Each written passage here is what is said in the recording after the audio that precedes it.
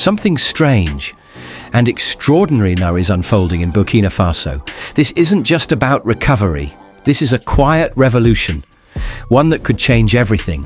But here's the twist. It doesn't begin with a general or a grand speech. It starts with a tomato. For years, farmers in Burkina Faso poured their sweat into overflowing baskets of tomatoes, only to watch them rot in the sun. No buyers, no cold storage. Meanwhile, across the shelves of local markets, imported tomato paste from Europe, from China, made from the very same tomatoes grown right here in Burkina Faso. Only now they were paying triple the price. That broken cycle? It's about to be shattered. And what's coming next? No one saw it coming. Under President Traore's leadership, a brand new $8 million tomato factory is up and running. It's not just a building, it's a signal. A signal that says Burkina Faso will no longer just grow food. It will process it, package it, sell it, control it. The factory was built where tomatoes grow best. Every day, it turns tons of fresh tomatoes into rich paste, ready for markets, schools and homes across the country. Already more than 150 people work there. Machine operators, food safety experts, engineers, and even more jobs are springing up around it. Drivers, farmers, crate makers, and local packaging businesses. This isn't charity. There are no strings attached, no foreign agency calling the shots. The plant was funded with support from partners that believe in real independence, not dependency. It's a BRICS-backed idea brought to life with Burkinabe pride. Schools are now teaching young people how to grow smarter, not harder, how to build food systems, not just harvest crops. And this is only the beginning. The goal? To build a nationwide chain of homegrown industries where every product adds value, every job builds futures, and every franc stays home. And if one tomato plant can do all this, what happens when you build the roads that connect it to the rest of the continent? Next up, a $120 million highway corridor that could turn local markets into regional powerhouses. Before we dive in, hit that like button, share this with someone who needs to see it, and don't forget to subscribe. Because stories like this aren't just news, they're blueprints for something bigger. You can't grow an economy if you can't move things. You can't reach markets if there's no road to get there. That's why Burkina Faso isn't just paving streets. It's paving a future. Right now, the country is building one of its most important highways yet. A massive $120 million route stretching from Bobo Dioulasso, its second largest city, all the way to the Ivory Coast border. Sounds like just a road, right? But it's so much more. This highway is a lifeline. It connects farmers to ports, producers to global buyers, and Burkina Faso, a landlocked nation, to the Atlantic Ocean. Think of it as a shortcut to independence. Before this, getting goods to market was a slow, expensive journey. Tomato paste, cotton, gold. Everything took too long, cost too much, and passed through too many hands. But now, with this direct line to coastal trade, everything changes. Transport is faster, prices drop, more money stays in local pockets. But this road isn't just about business. It's a political message too.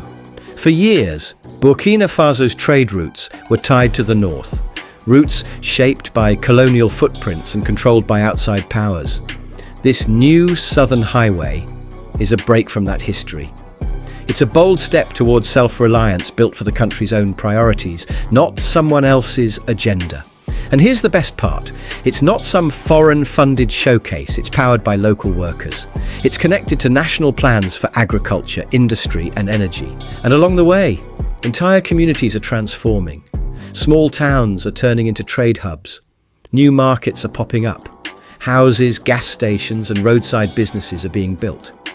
Every village the road touches gains a little more life, a little more opportunity. And for the first time in decades, Burkina Faso isn't waiting for permission, it's leading the way. But what good are roads if your clinics don't have power? If your schools go dark at night? If your businesses can't keep the lights on? That's where Yelen comes in. Yelen, meaning light in the local language, is one of the most powerful projects Burkina Faso has ever launched. Instead of waiting for the national grid to arrive, which often never does, Yelen is bringing solar energy straight to the people. Over 150 villages and more than 300,000 people now have electricity thanks to this initiative. And they're just getting started. This isn't just about lights, it's about freedom. A rural hospital can now keep vaccines cold.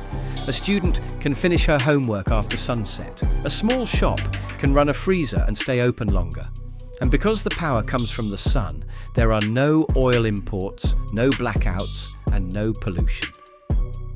Better still, Yelen creates jobs on the ground.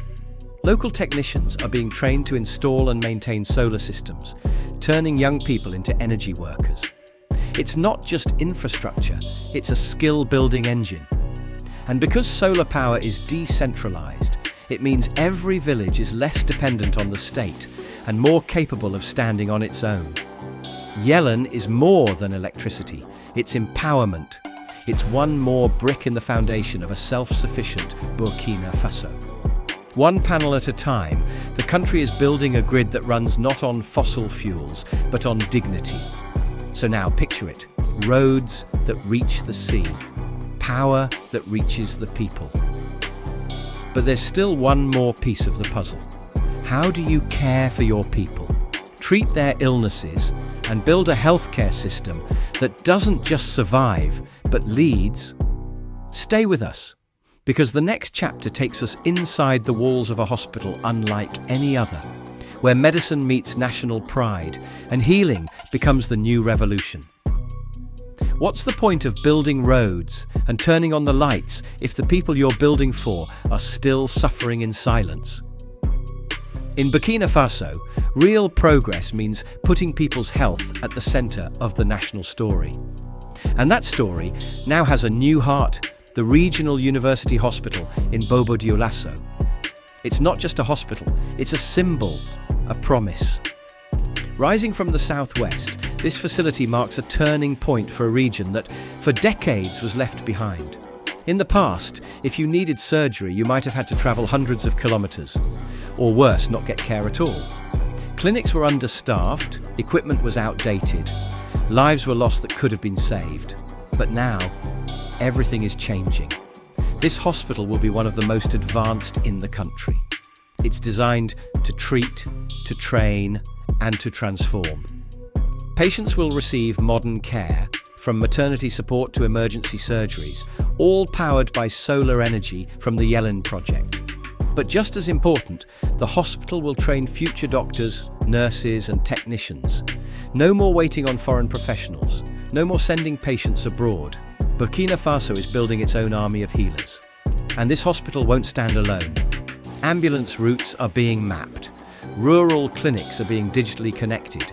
Information, patients, and support can now move faster and smarter across the region.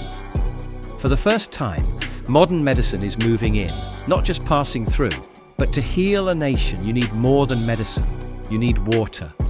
Clean water isn't just about drinking, it's about survival. For homes, schools, businesses, and hospitals. And for a capital like Ouagadougou, growing fast and dreaming bigger, water is no longer a luxury, it's a necessity. Enter Ziga 2, a massive dam project with a mission to fix the city's water crisis once and for all. In dry seasons, families used to wake up to dry taps. Women and children walked miles just to find water. Hospitals had to ration it. And when businesses couldn't get enough, they simply shut down. That's the problem Ziga 2 is built to solve. Once finished, this dam will secure a steady, reliable flow of water for hundreds of thousands. It's not just about holding water, it's about moving it cleanly and efficiently. The plan includes advanced filtration, solar-powered pumping, and a modern pipe network to keep every drop safe and flowing. And it's not only for the city. Ziga 2 is just one piece of a bigger puzzle. Rural water systems are being expanded. Rainwater collection is being introduced to farms. Underground aquifers are being protected. In short, Burkina Faso is taking charge of its water, from sky to soil, city to village. This is water for people, not profit. Built with the climate in mind, managed by local hands and designed to serve, not sell. So the roads are in place, the power is flowing, the hospitals are open, and clean water runs to the taps. The next question, where do people live? That's where the Faso Mayo project steps in. This isn't just a housing project, it's a vision. A plan to build 50,000 new homes that are affordable, durable, and designed for real families. Teachers, nurses, small business owners, and everyday workers. But Faso Mayo is more than bricks and roofs.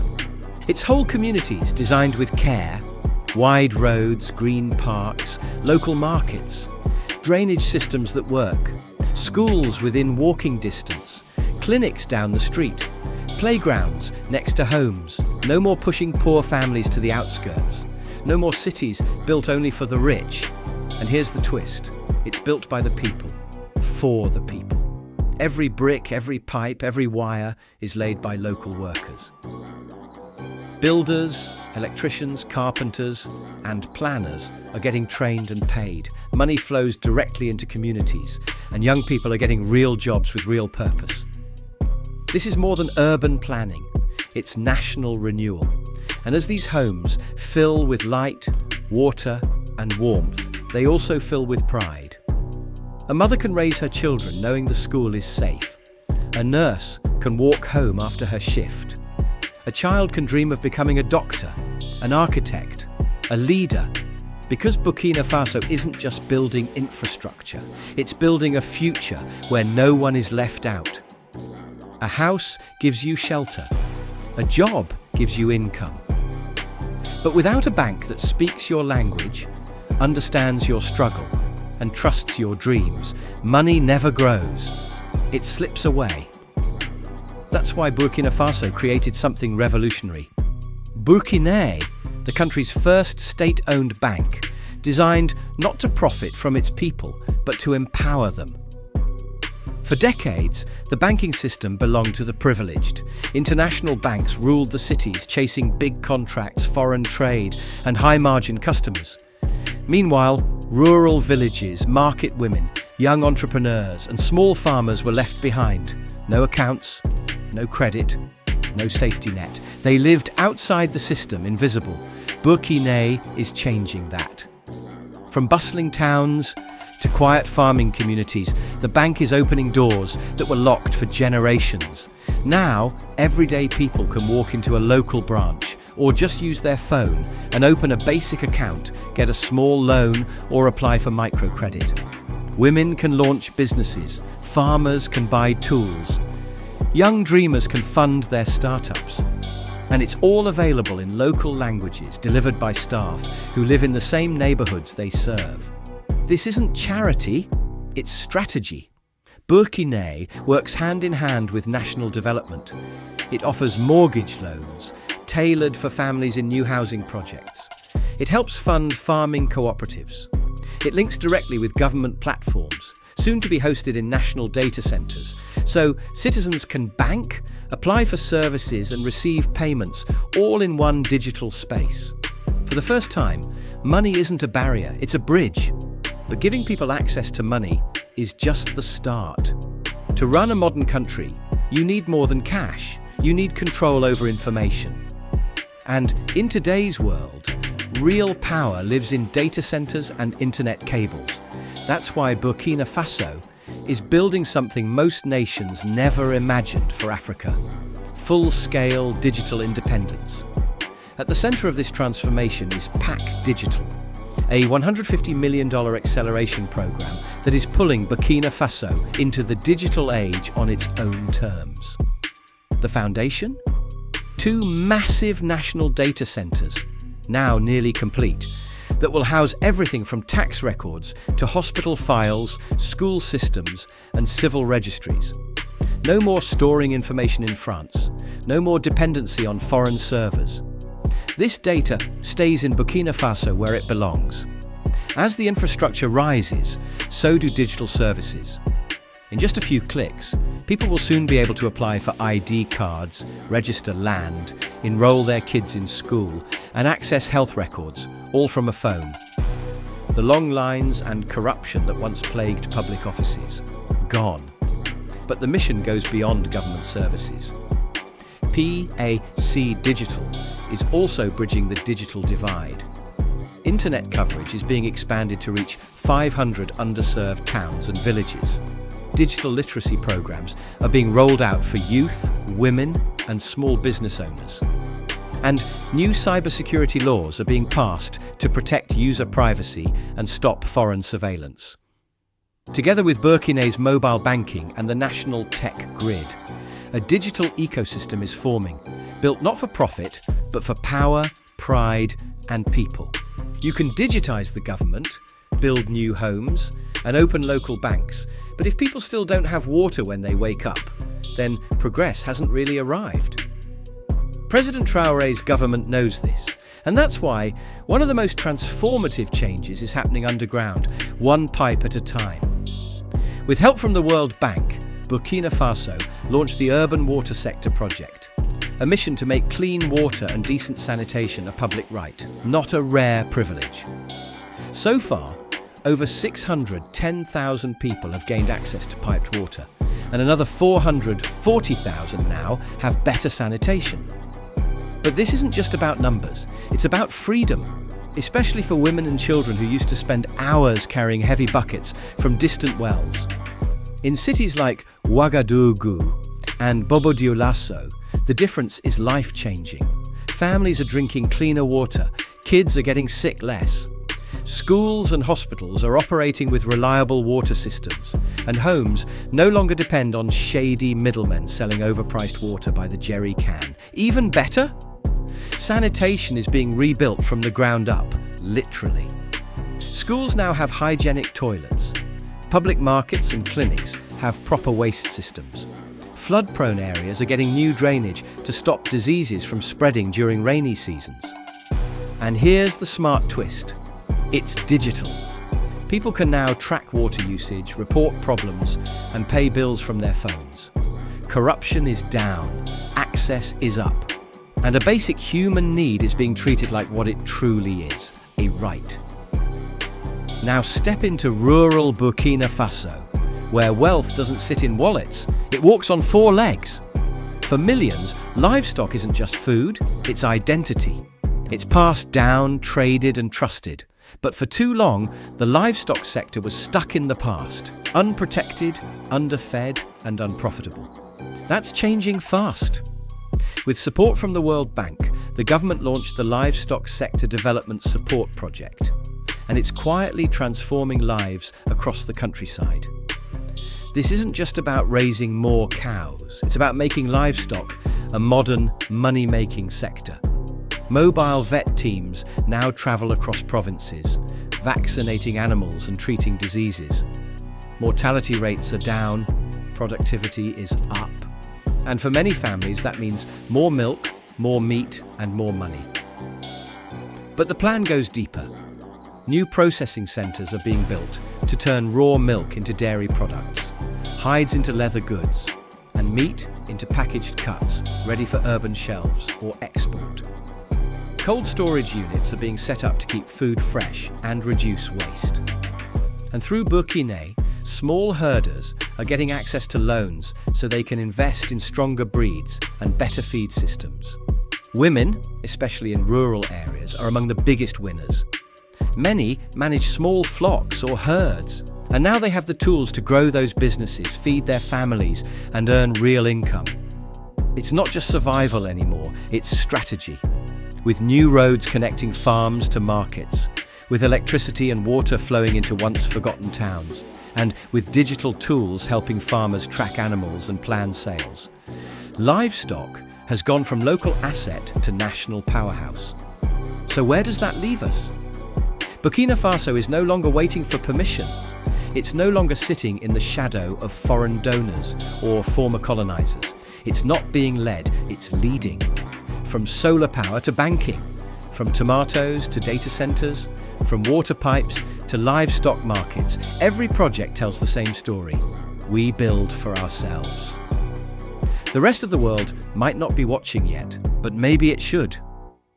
Now here's the question. Is Burkina Faso moving faster than the West ever expected?